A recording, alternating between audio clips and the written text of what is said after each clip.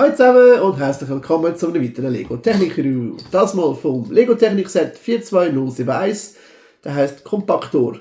Es ist eigentlich ein 2 in 1 Set, das es auch als Offroad-Truck gibt. Den kann man kostenlos als PDF herunterladen. Um den auseinanderzunehmen, braucht man 10 bis 15 Minuten, um dann den Offroad-Truck zu bauen, 30 bis 45 Minuten und zum den bauen 30 bis 60 Minuten, je nachdem wie erfahren du bist im Bauen von Lego Technik Set. Der hier ist für 8 Plus, hat 171 Teile, ist, wenn er jetzt in diesem Zustand ist, 10 cm hoch, 19 cm lang und 11 cm breit.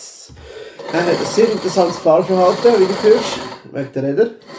Man kann hier mit dem steuern und mit dem kann man hier die Schaufel auf und runter lassen, um auch noch Bulldozer-Funktionen auszuüben. Wenn man Mannsköckel einsteigen lässt, kann man hier auftun, Mannsköckel rein und wieder so machen. So sieht das Ganze aus.